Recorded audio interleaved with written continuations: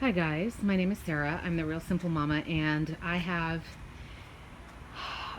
there's something going on with one of my chickens. So I wanted to give you an update. Honestly, I'm just asking for prayers, for good wishes, for fairy dust, for maybe experience or thoughts on these things. I would hope that you guys don't have experience with this because it sucks. So this is not a particularly educational video. It's just I wanted to come out here and just tell you what's been going on and what's in my heart. And yeah, so I did a video recently about my first sick chicken. I've always had a small flock for the last 2 years, a little over 2 years.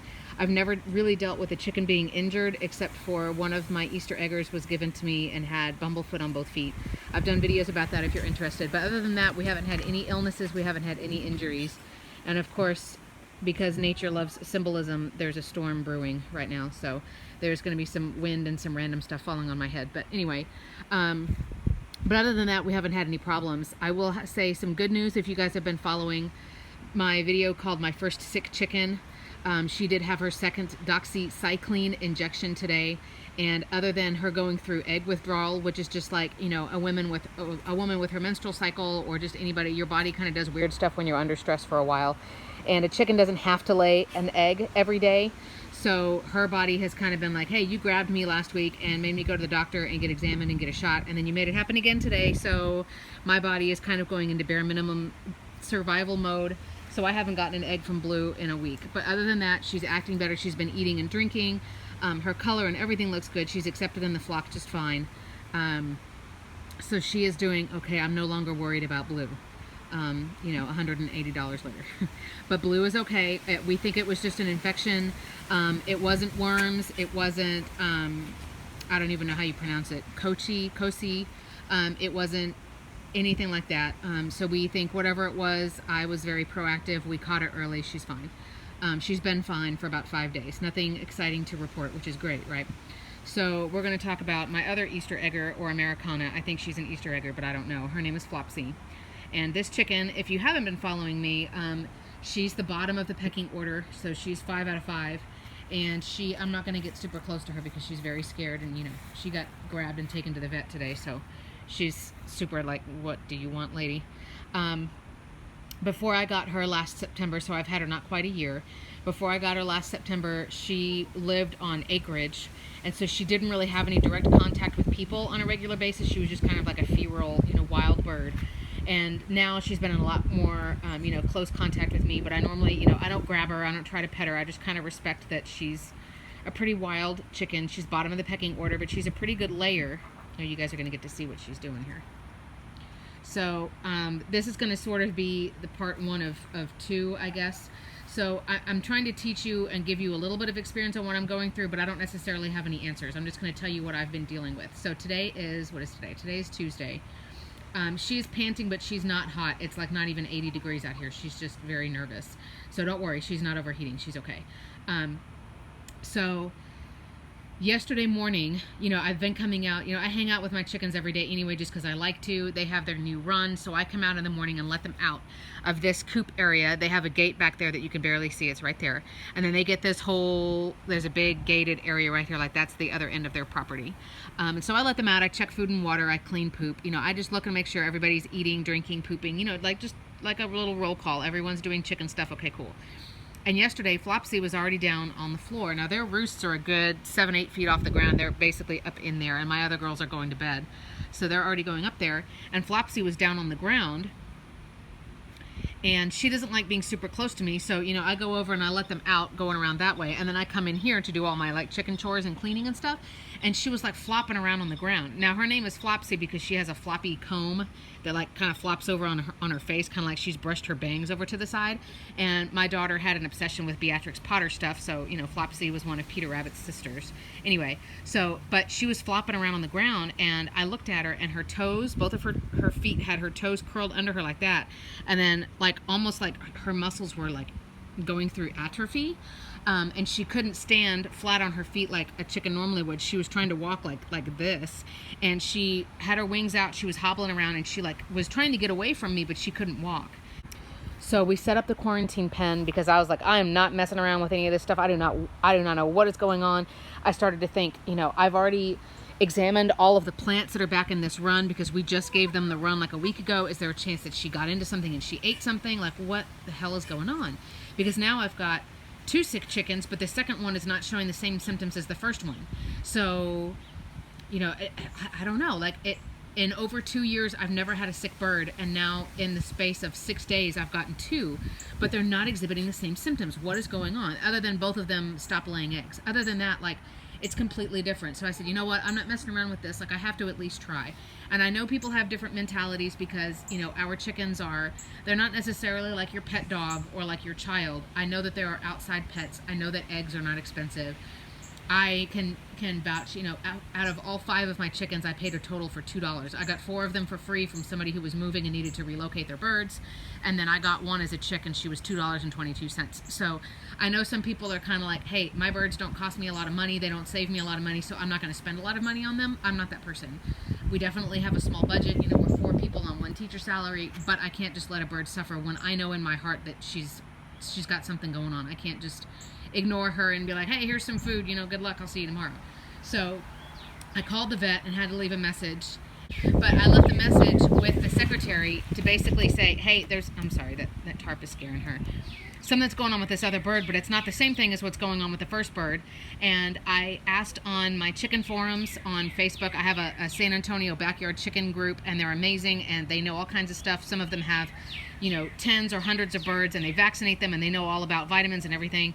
And so I was like, is this Merrick's disease, which is, here comes Callie to do roll call. She's worried that Flopsy hasn't come up to bed yet. But I said, is this Merrick's disease, that she's acting like she's paralyzed, like she can hardly walk. She's trying to drink and she's trying to eat, but she's having to hobble around on the ground. Some people thought it was Merrick's disease. Some people thought it was a vitamin deficiency, and they're saying, oh, order this medication, or you can get this and you can inject it into their breast. And I'm like, man, I know how to deal with syringes and stuff, but I don't know like how to do an injection on a chicken. This is my chicken who's very wild and very scared. Like, what do I do? So I took Blue back for her follow-up injection, and I took Flopsy in also. And I'll do a video soon about, like, if you have to transport a bird, here are some options on how you can basically take them in your car with you and what you can do, because it worked out pretty well. But anyway, so I go walking in with 2 chickens, and, Blue is fine. She got her other shot. She's good. Flopsy, we did an exam on her, and we don't think it's an illness. We don't think it's worms. It's not Merrick's disease. And Merrick's disease is kind of like, I had heard of it before. I knew it was like a paralyzing, incurable disease. But other than that, I didn't really know a lot about it. You can vaccinate preventatively, even when your birds are chicks, but it's only like 70 to 80% effective. And then, even if your birds are vaccinated, they can still be carriers. So they can infect other birds that aren't vaccinated, and they can still potentially get it because they're only like max 80% protected. Merrick's is, like I said, an incurable disease that causes gradual paralysis. And while your bird could live with it for weeks or even months, they're probably eventually, it's eventually going to kill them, because eventually the paralysis will go basically up their neck to where they can't swallow or they can't eat or drink anymore. Some birds, they make it the last few weeks of life only because their humans are basically manually feeding and watering them. So I went to the vet and we said, no, it's not Merrick's because everything else is fine, but she can only walk a couple of steps. Now, I'll say yesterday morning, when I locked her up and put her in quarantine, I fed her some plain Greek yogurt, which has probiotics in it. Obviously, it's a good source of calcium and protein. I put raw garlic in it just to like give her like a little immune boost, and I put some crushed eggshells in it that are hers, just to give her another calcium boost, just to see. And she ate it down like crazy. Her also being the bottom of the pecking order, quarantine is nice because she doesn't have to fight for food or water. She has her own space. Nobody's bugging her. She doesn't have to compete for anything. So she ate that down, and then she laid an egg yesterday, and it was like, what the hell? Her poop looks normal. Her coloring looks normal. She looks totally fine, except her tail is down and she can't walk. So, and then I made her scrambled eggs last night, and she ate all of that with crushed red pepper on it. So she's able to eat and drink. So going back to the vet basically said, I think either she's got something's going on internally. And either something internally is like, either she's got some fluid buildup or something that's pushing on her sciatic nerve, which would affect both of her legs, or she's got something going on with her oviduct, basically with her reproductive system, her egg making system, which is kind of an assembly line. Something's going on in that process. So the vet said, look, you know, the cheap option is I give you $40 worth of a pain medication that you give her straight in her beak, because it's a liquid that tastes really bad, and you just, you know, shoot it in her beak twice a day, and we can give that a day or two and see if just the pain medication helps her be able to walk, or we can do an x-ray that was like over $250, and then we can see anything that's going on internally that's going to be a problem. I knew in my mind, I've already brought her here, I'm already paying for an exam fee, I've already done the stressful part for her, the stressful part of getting her here, getting an exam. Let's just do the damn x-ray, because I'm not going to go this far and then not figure out what's going on. So we did the x-ray, and I didn't take a photo of it, I should have, but I was able to actually physically see the x-ray, and her crop looks fine. So you can see, you know, obviously the chicken bones and everything, you can see the crop, which is like a little balloon, like the holding spot when they swallow food. You know, what goes down first, and then you can see like the going down into the gizzard, which is their equivalent of a stomach, and you can see their oviduct and everything. And she has what looks to me like, if I had to just describe it, looks like a gigantic shattered egg inside of her, where you can literally see, you know, on x-ray, anything that's you know, that's solid, that, I mean, and the vet said, you know, this just looks like this big calcified mass. It looks like a gigantic egg that's got tons of tiny little shell pieces all the way around. Like, it just looks like a golf ball that's just been smashed. But what's weird is it doesn't look like it's in her oviduct. I'm sorry, I'm being attacked by mosquitoes, so I'm trying to swap my legs while I'm talking. So, but it looks like a shattered egg that's inside her, but it doesn't look like it's in her oviduct, so we can't tell what it is. So right now, I don't really have a ton of answers, other than I did get the pain medication as well. So she got 1 dose. She's able to eat here and drink here by herself. She's not hot. She's not going to be bothered by anybody.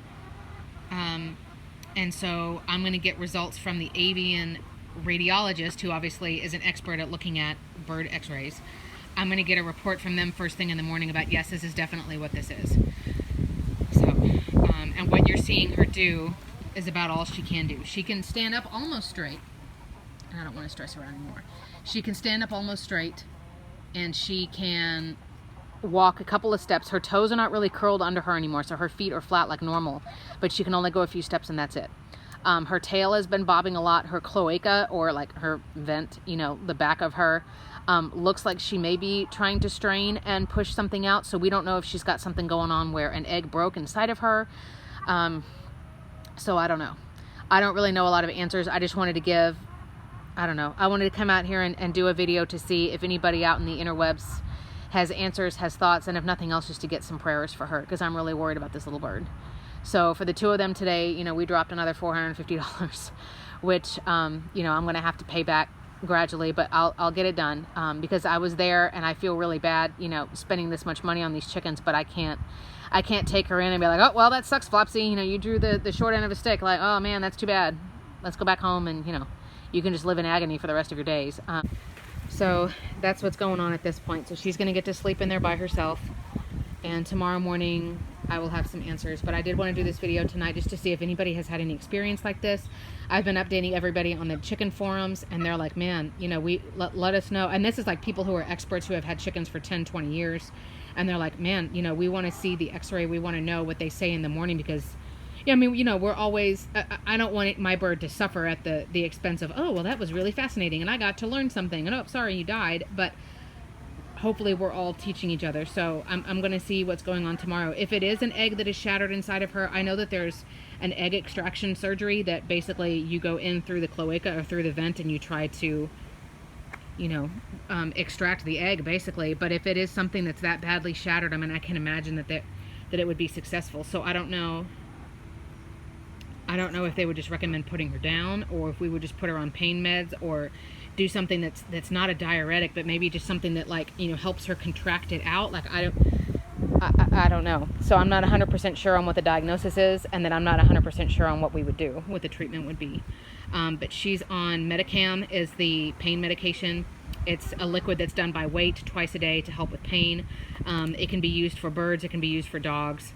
I've never had to use it, but you know, I can't let her suffer. I will say, advice going away from this, you need to kind of have an idea now. Even if you don't have chickens yet, even if you're getting chicks or you're building the coop or whatever, you need to kind of have an idea of this is what I'm willing to do for my chickens, and this is where I draw the line. Like I said, you know, money is very tight for us, so this was a very hard decision. I took both of the chickens to the vet by myself, you know, and it was a very stressful, very emotional experience for all of us. But, you know, when they said, hey, do you want to just give her some pain pills and see if it resolves, or, you know, pain medication and see if it resolves in a few days, or do you want to do the x-ray? I mean, I was already there. I had already gone that far. You know, we need to know what's going on. And that's the best I've seen her walk all day. So, so prayers for my little Flopsy bird, my poor little scared chicken. You know, and she's talking to me, and you know, I'm just a mess. And it's supposed to rain tonight, so, you know, I'm going to cover her a little bit more. I'm going to make sure that she has ventilation. I'm going to fill up her food. I'm going to change her water. But, you know, I'm not going to sleep tonight because I'm so afraid that I'm going to come out and find a dead bird. Or, you know, find out that, hey, you just spent all this money, and this sounds terrible, but you just spent all this money on this chicken and there's not anything we can do for her, so we're just going to put her down. You know, because I'm battling the guilt of spending this much money, and I'm battling the guilt of I don't want this bird to suffer. So it's a really crappy situation. But if I go back to the vet, or if there's a way that I can get them emailed or whatever, then I will take a picture and do you know, add that onto this so that I can show you guys, or do it on the update video, I guess, so that you can see the x-ray. It was really fascinating. But again, my tips would be, number one, to have an idea of, hey, this is where we draw the line of where we can't do anything for our birds. Like, I don't medicate them on a regular basis. I don't buy medicated feed. I don't give them, you know, vitamins and a ton of extra crap. I give them oyster shell because that's calcium. I give them grit to help their crop and their gizzard. I draw the line in that, you know, I'm not going to vaccinate my birds for just to be preventative. But I don't regret spending the money that I spent today. It was rough, but I don't regret it. I felt like I owed that to her, to this little life. The other thing I will advise you to do is have chicken experts in your area. It's great to have people online like yours truly that you can ask questions to, you can send photos to. You know, here's my email address. I'm always willing to help if it's like, hey, what do you think of this coop design? Or, hey, what kind of chicken do you think this is? Or, hey, whatever. Because I'm always asking questions of people, and I'm happy to help. With anything that's chicken related. I don't know the answers. If I don't, then I'll tell you what I think, and I'll help you find the answers. We'll find them together, and then I'll learn. I have no problem admitting when I don't know, but I love to help people. But it's great to have somebody local, whether you need someone to be a chicken sitter, or again, you need medical help. Like, find an avian vet around you, you know, who can prescribe medications, who can do x-rays, who can do an exam and have a clue of what the hell they're looking at. So find an expert, you know, a local forum. You know, I found mine on Facebook, and I've got to be honest, I've taken my page off of Facebook. I'm not a huge Facebook fan anymore. But, you know, find a group on Facebook, ask your local library, ask animal control. I mean, find a group around you of locals, and then, you know, find a medical professional who can help your chickens in case you need it. But that's my just general advice for taking care of your birds, because yes, they are outside animals. Yes, they're not valued a lot in the sense that they're not expensive. You know, like I said, chickens around here are like $5 or $6 max, but they're living things and they're dependent on us. So them just having a life to me is not sufficient. They should have a quality life. So hopefully tomorrow or the next day I'll have good news for you. I'd love to show you the x-ray, so I hope that I can. But I'm Sarah, the Real Simple Mama. Let me know what you think. If you've ever heard of anything like this, and please just say a little prayer for my little bird.